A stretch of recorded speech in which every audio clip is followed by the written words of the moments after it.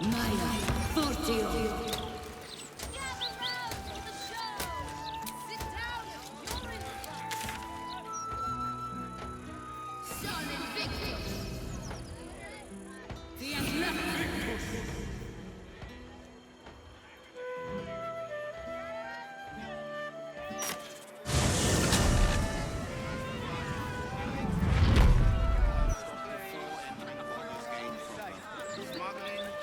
Interference with claiming not property will be dealt with swiftly. You seem to know a good deal about our condition game. Everything, really. Not to put too fine a point on it. A humble specimen, aren't you? On occasion. This is ultimate madness. Help us. What do we do? You do realize we can't stay here forever, don't you? We know you will drive back the army of the Absolute. And so are its people! What about this?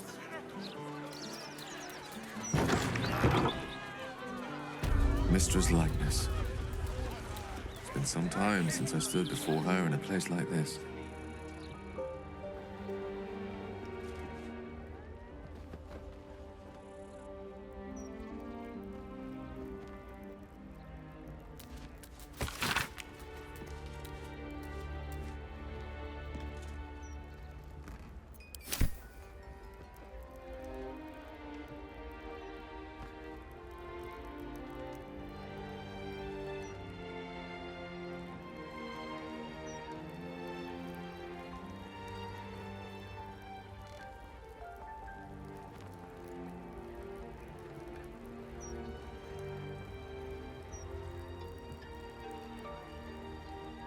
Divine protectors of Baldur's Gate, hear this humble plea.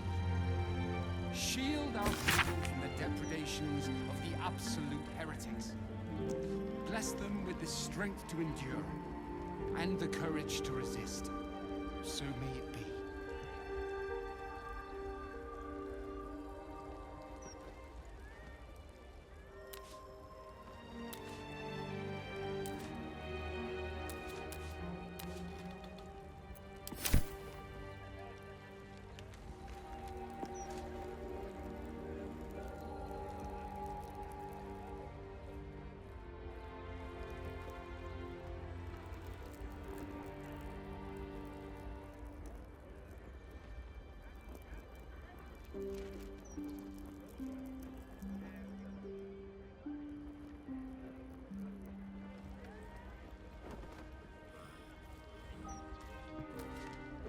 Better not be cursed.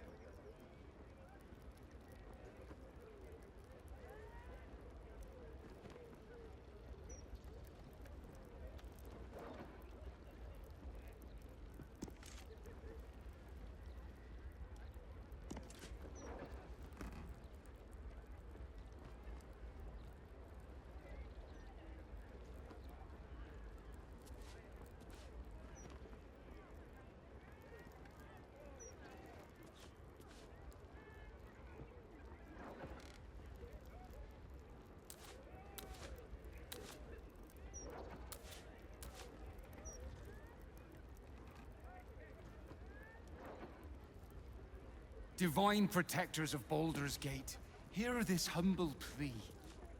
Shield our people from the depredations of the absolute heretics. Bless them with the strength to endure, and the courage to resist. So may it be.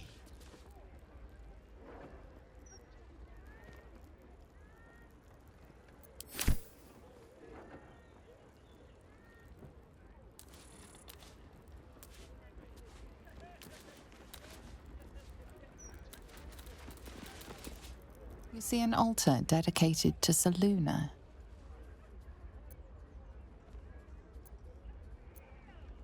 An inscription reads, "Let all who worship the changing tides of life and knowledge feel the blessings of Selûne.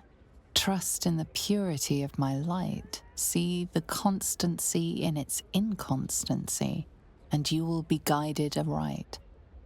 Your scholarship of religion tells you no more.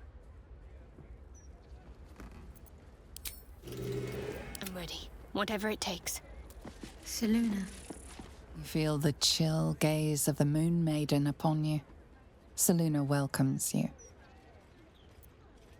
An inscription reads, "Let all who worship the changing tides of life and knowledge feel the blessings of Selûne.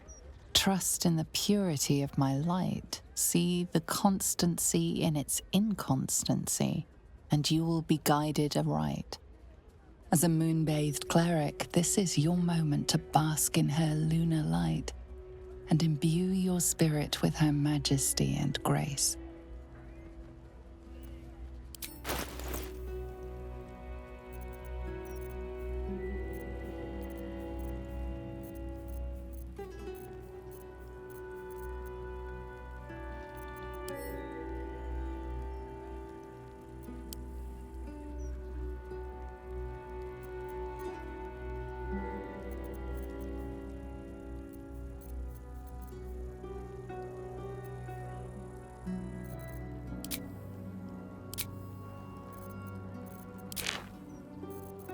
Offering is accepted, but more evidence of devotion is required.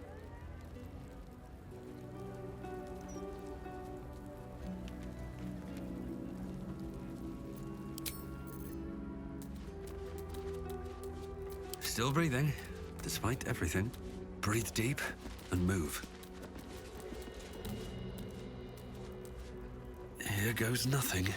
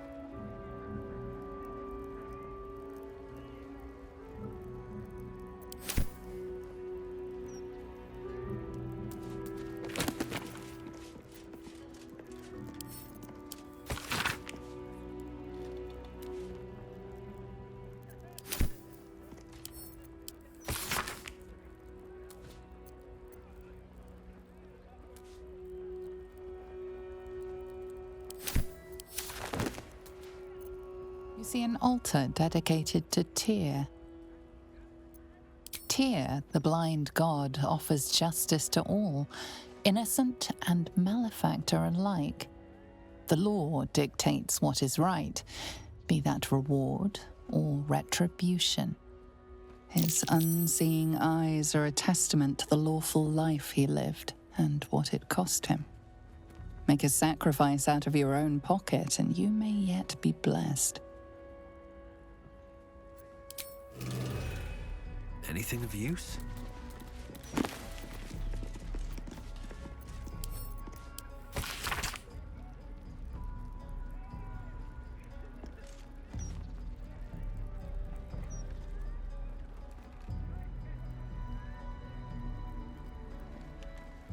Divine protectors of Baldur's Gate, hear this humble plea. Shield our people from the depredations of the absolute heretics. Bless them with the strength to endure and the courage to resist. So may it be.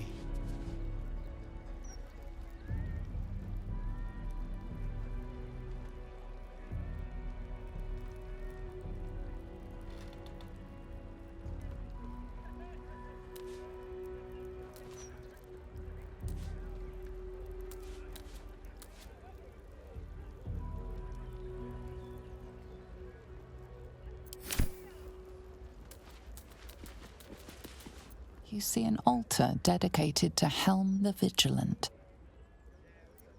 Helm the Watcher is a guardian god, dedicated to the preservation of order. Many turn to him in troubled times. Your knowledge of religion tells you nothing more about the worship of Helm.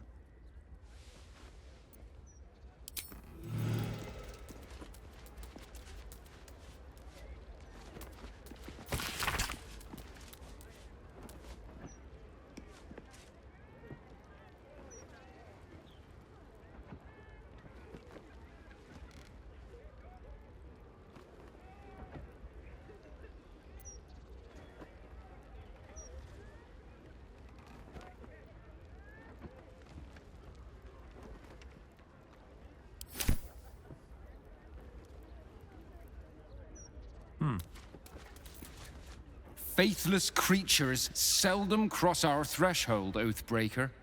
You have come far, I perceive. How may I serve you this day?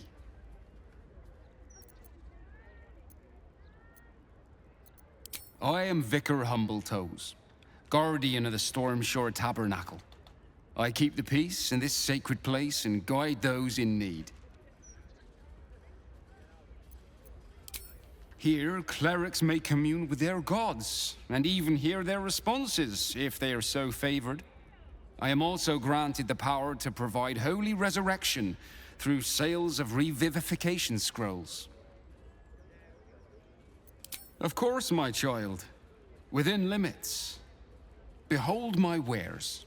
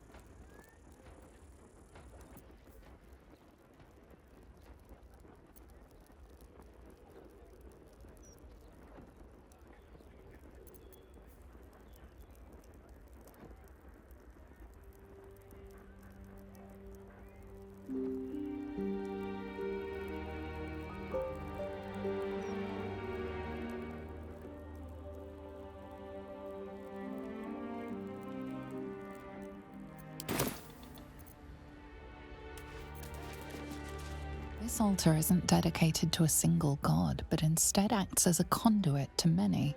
Your god is one of many, and in this place you sense a spark of its mighty divine flame.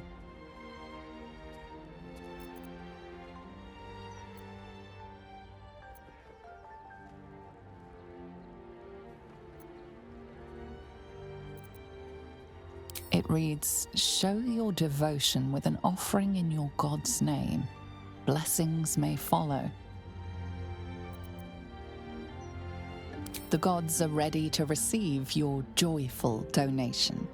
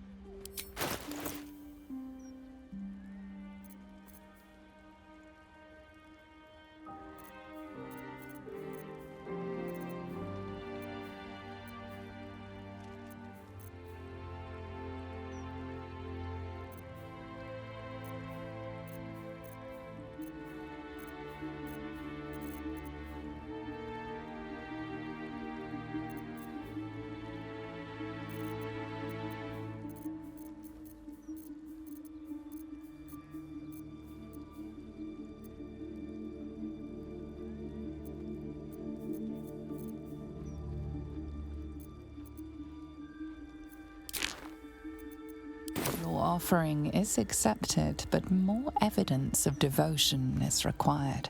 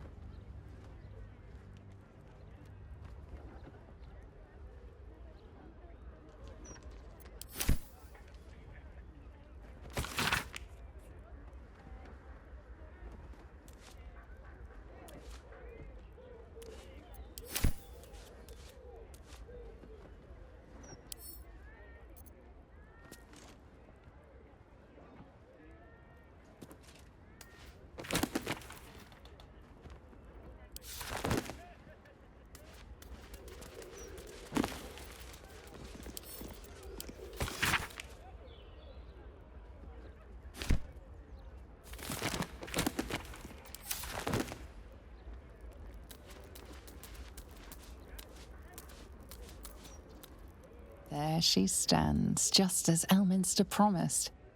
Mystra, goddess of the weave, mother of all magic. The old man wasn't lying. She's opened the summoning channel. Can't you feel it? Gale's right. The very air around the statue crackles with magic. It sets your teeth on edge. A stream of pure, undiluted weave. I only have to reach out, and it will carry me to Mystra, wherever she may be. Your goddess calls. Serve her or denounce her as you will, but you cannot ignore her. Time was, I'd have given my right arm for a chance to speak with Mystra again. The left one, too. Maybe a knee.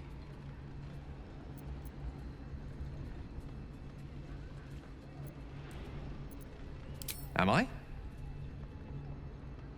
You're right. I am a strong, capable wizard. And this is no more than a casual reunion with an ex-lover. My omnipotent, omniscient ex-lover. I always wonder what being nervous would feel like. I hate it.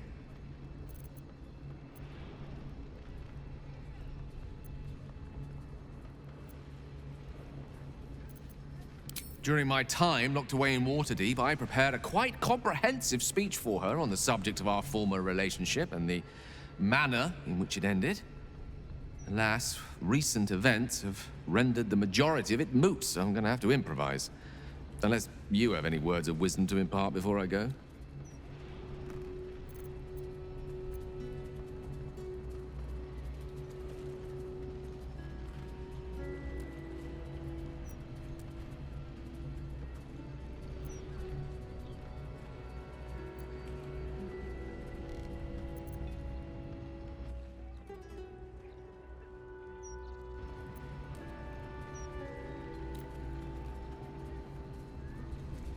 The summoning channel Mystra has provided is one only I can enter.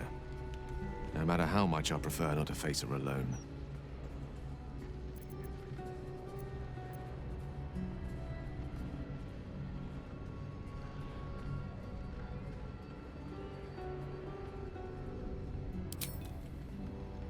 You'd make a fine three-dragon anti-player, you know? I think it's best I keep a cool head going into this. Approach it like a particularly high-risk round of three-dragon ante. I'll let Mystra show her flight, and then I can see how strong a chance we stand of winning the gambit. I'll only be gone for a matter of moments. The Outer Planes experience time quite differently to our own. Wait for me. Please.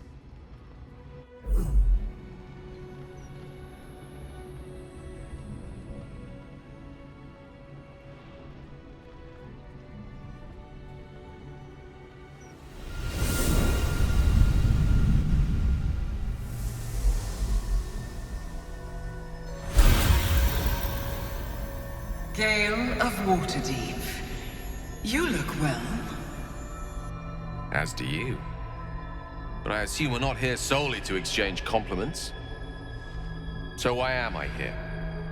You discovered what lies at the heart of the Absolute, the crown of Karsus.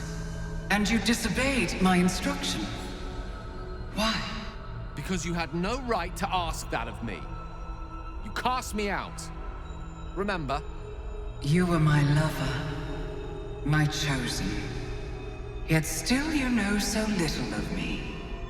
The past cannot be undone with self-pity, nor can a future be forged.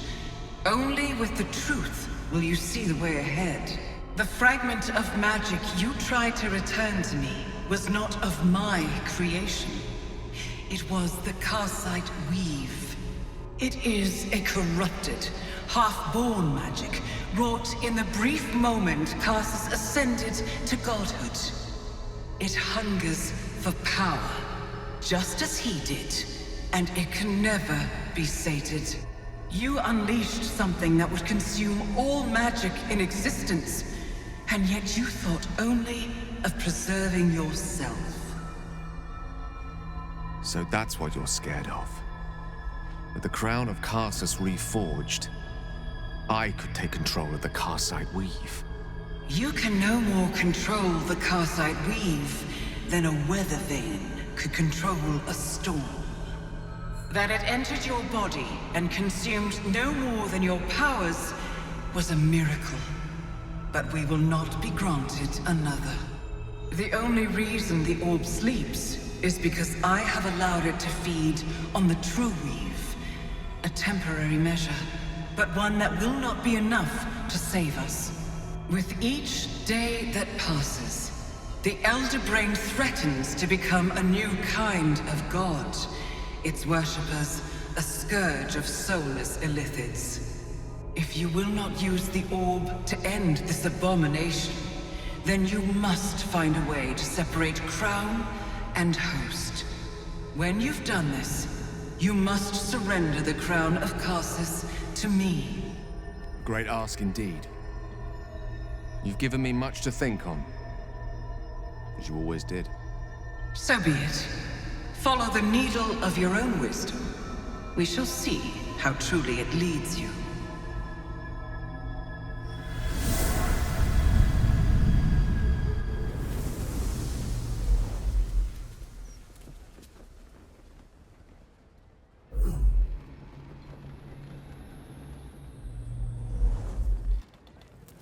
Shield our people from the depredations of the Absolute. Back on mortal soil once more. I can't believe I saw it. After all this time.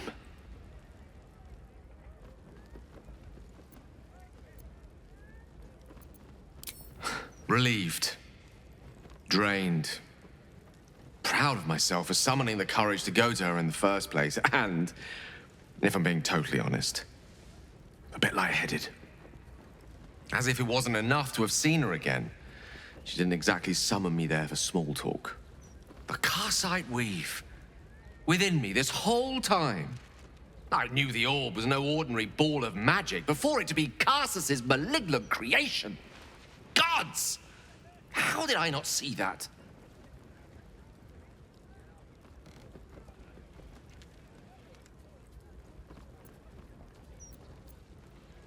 But I should have known.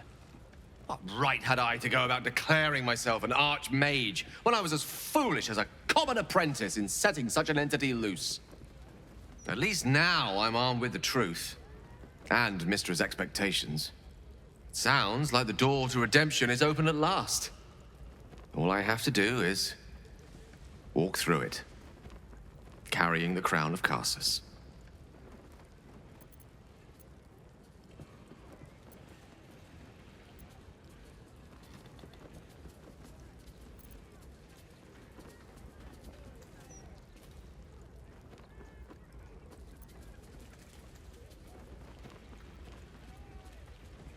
Perhaps. I see few other options open to me. If I ever want to reclaim those parts of myself the orb snatched away. If I ever want to be me again.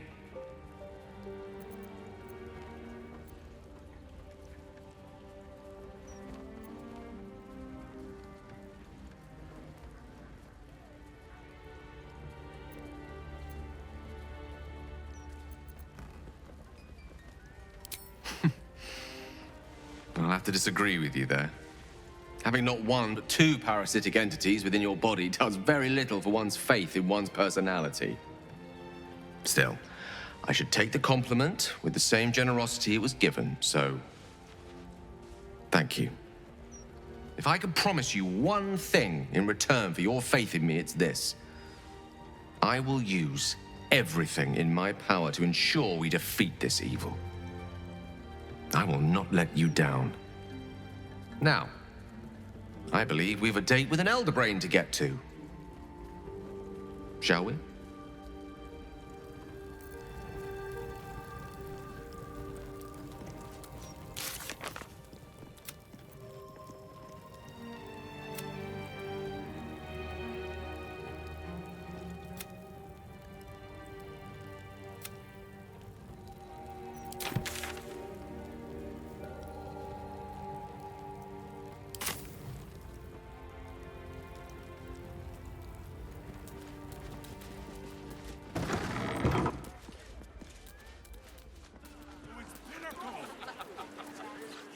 We stand with you What about Estra's and for you. She always has something juicy. Our lives are yours, and our enemies are forfeits.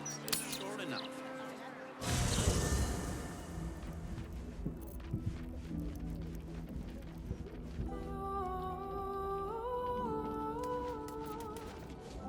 Hope you're keeping well, friend.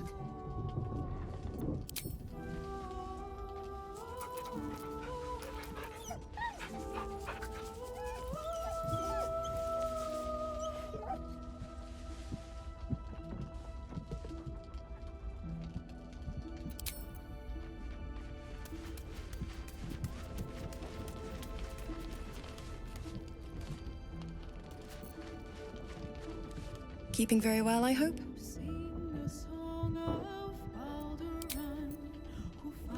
Come to bask in the glow of the Moon Maiden's sword? Be most welcome.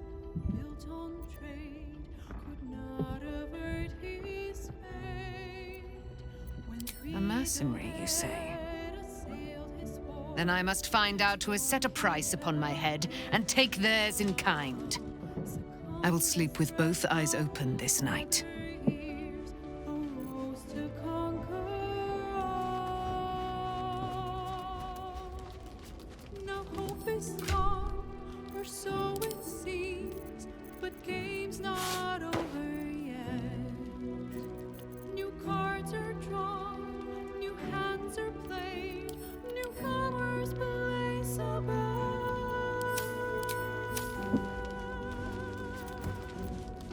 This is what we get for turning our camp into a stopping place for every lost soul in Faerun. We draw the wrong kind of attention, and then I have to get up and kill these idiots. So, Gale's hedging his bets with Mystra? I can't say I blame him. Who'd want to hold a power like the Crown of Karsus in their hands just to hand it to someone else? I know what my decision would be, but we're all different, of course.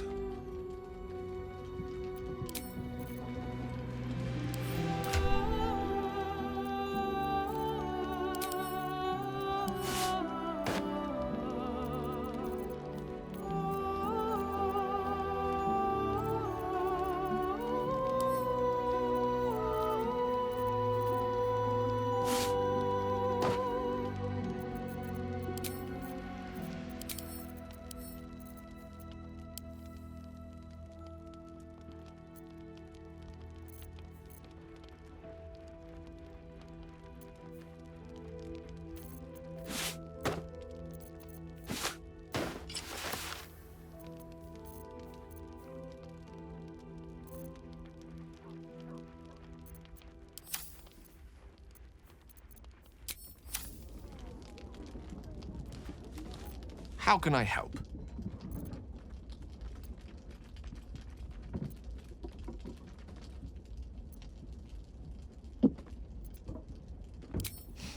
I've often asked myself the same question, but never really found a satisfactory answer. He clearly sees something in me that I can't. The wisdom and intelligence required to overcome almost insurmountable odds, perhaps? All the stupidity required to attempt it. I take it as a compliment either way.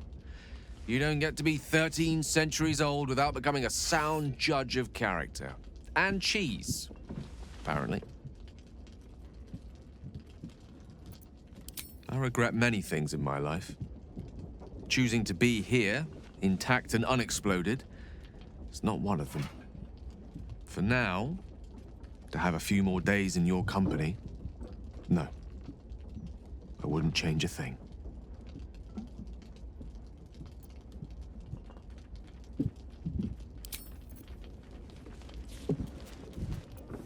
Those mercs had zero discipline. Wouldn't have lasted a blink in the Blood War.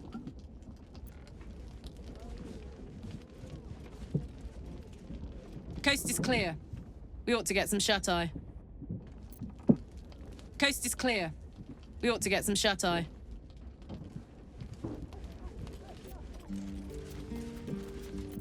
Attacking at night. Cowardly, if expected from desperate sellswords.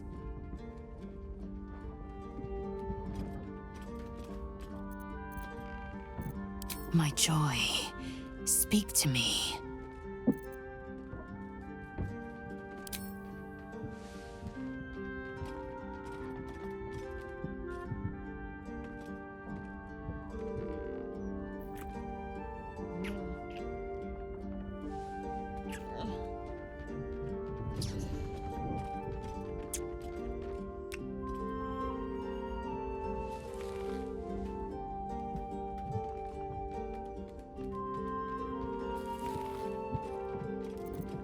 You are the tastes of my tongue. You are the ground beneath me and the skies above. You are, and so we are.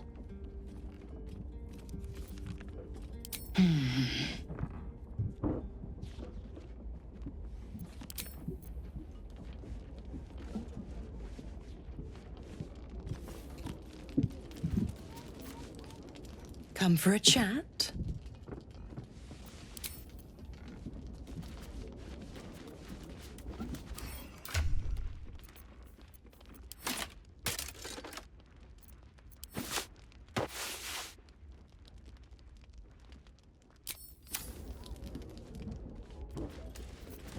Rest.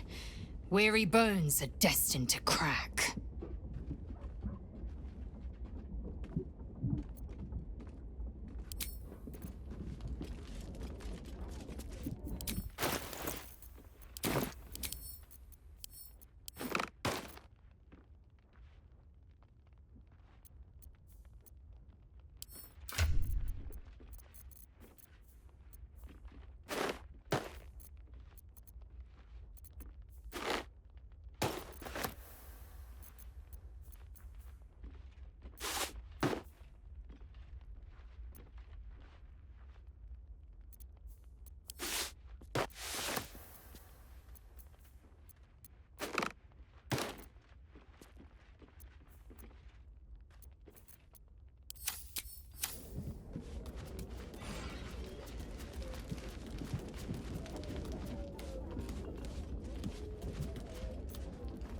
Mystra has forsaken Gale entirely. A crushing blow. But he is strong enough to persevere, I think.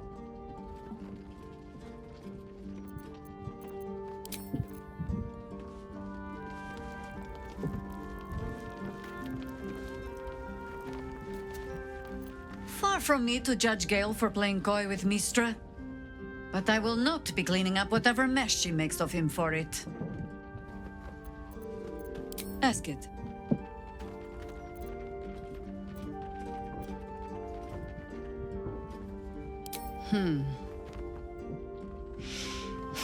I've learned not to unpick the legends so many have woven around our name. Seeing the hope die in a romantic's eyes, it is only funny the first few dozen times. Some call the Harpers heroes. Others, petty meddlers who cannot help but stick their nose into every conflict they stumble across. The truth is in there somewhere. We try to work towards a common balance. If every other faction finds us equally annoying, That is probably a sign that we are succeeding.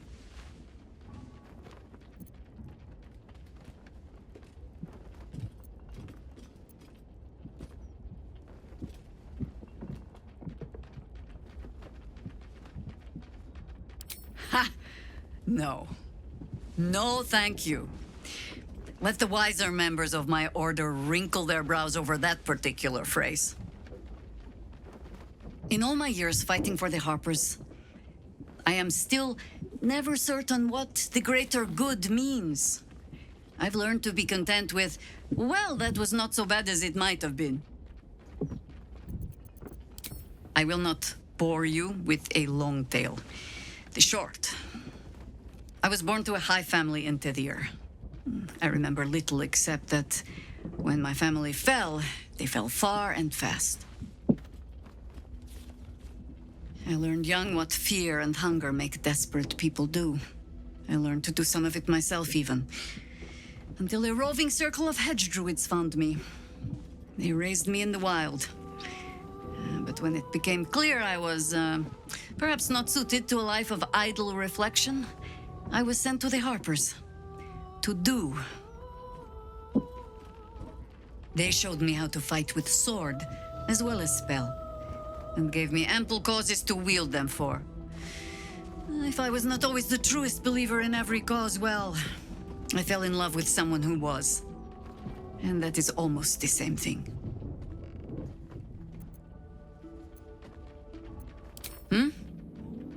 No, not really. You might say that. I left their service and swore never to return. Multiple times, if I recall. It is easy to get tired of the intrigue. The high causes shrouded in secrecy. I thought I might find another way to be of use to the world. And for a time I did. But my comrades would use a rather irritating phrase. A harper never leaves the chorus. She simply goes to spread the song. Meaning that whatever cause I turned my hand to, there I would find them. Harpers, stuffed with their own virtue, but always there. Always trying to help. So I returned to the fold. Returned to the city. Eventually they hung a title around my neck. High Harper. And I still do not know how to play one. If I tried to spare Geraldus the same headaches, well, now you know why. And if he is half the Harper I suspect, it won't make a damned bit of difference. But you're staring. Which means the tadpole has finally eaten your brain. Or have I been talking too much? Either way, time to move, no?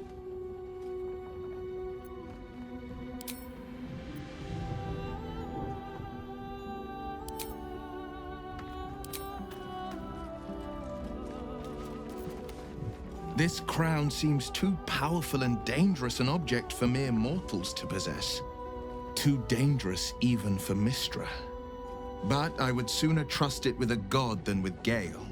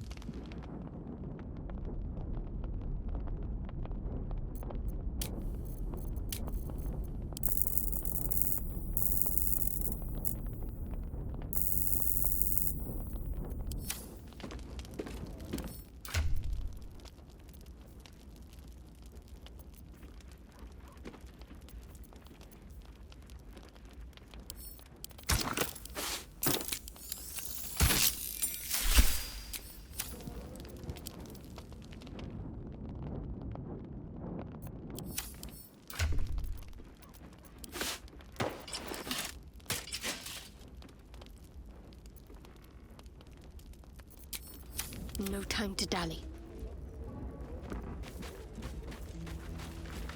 Got to press on. Eager for battle. Objective noted.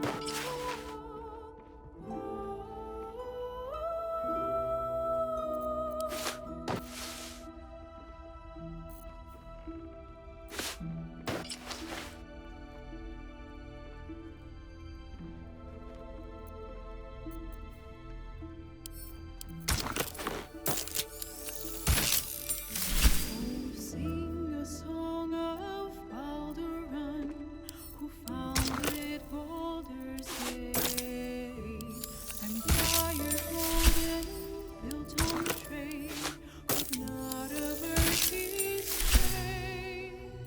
When three Dolet assailed his shores, stormed he felt their thrall, succumbed as threat from nether years, arose to conquer all. Now hope is gone, or so it seems, but game's not over yet. New cards are drawn, new hands are played, newcomers place above.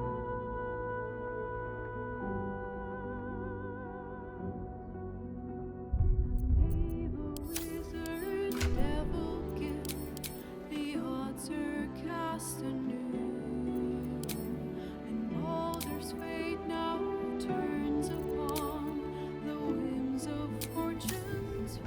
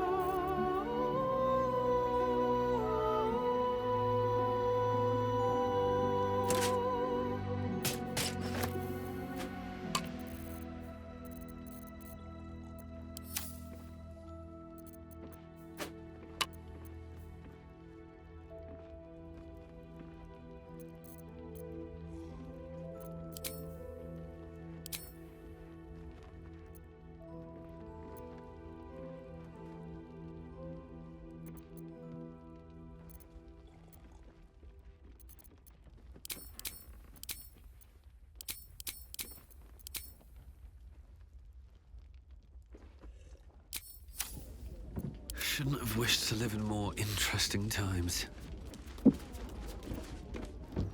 I wasn't expecting it, but I'm glad to have some company on this journey.